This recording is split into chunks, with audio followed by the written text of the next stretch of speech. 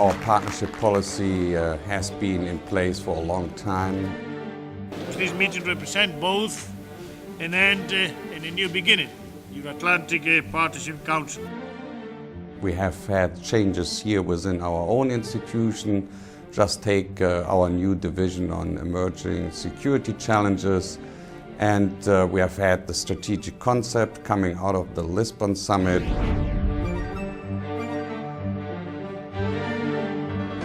We thought that we needed to have a fresh look at our partnerships. So what we did was to work out a new partnership policy, which gives us the possibility to act more flexible with our partners, sometimes more related to particular issues.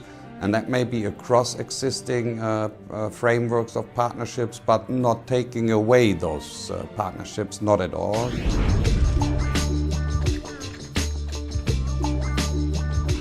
We will continue to have meetings of the EAPC.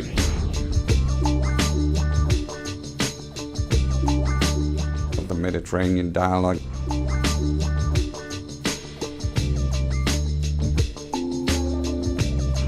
In ICI.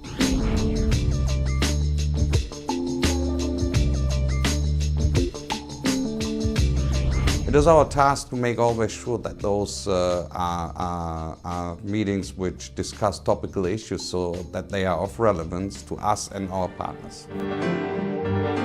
In hindsight, there were 3 exercises going on at the same time. A new partnership policy paper, then we opened up our toolbox, as we call it.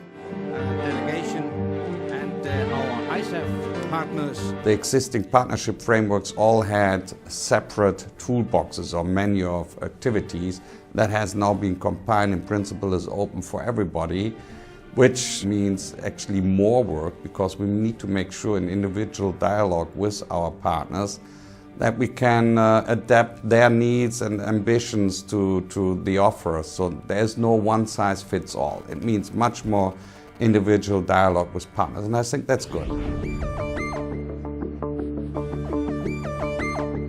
We have realized that on many issues we need to have some outreach to what we call global partners or other partners of interest.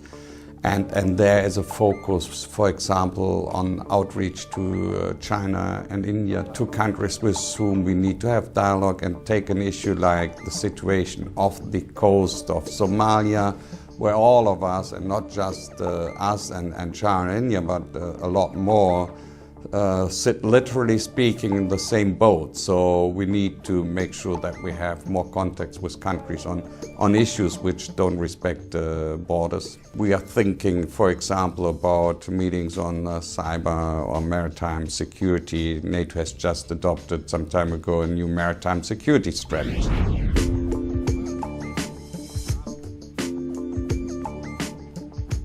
It will be the Council who decides who will be participating in those 28 plus N.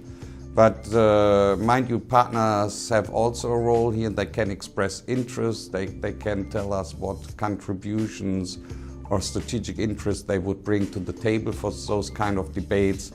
And as you can imagine, discussion on maritime security does involve some countries more than others. So there will be a little bit of a self-interest involvement or exclusion in that process as well. Not everybody will be interested in every issue, but everybody will be interested in some issues. So I don't think that there will be a situation that somebody would be able to feel completely excluded by that new flexibility.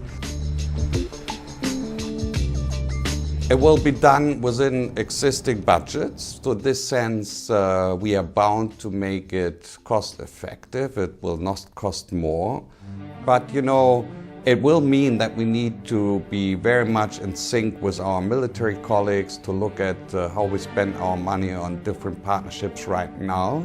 And if we are bound to do what we want to do with existing resources, we have to be smart in making sure that we get the priorities right in our own budget planning.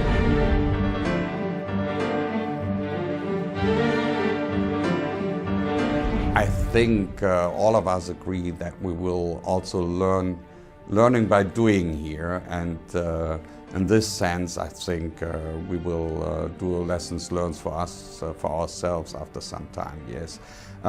I don't think that we necessarily then need to change papers, but maybe need to adapt internal thinking, come up with some new ideas, or rather focus on particular issues and not so much on other issues.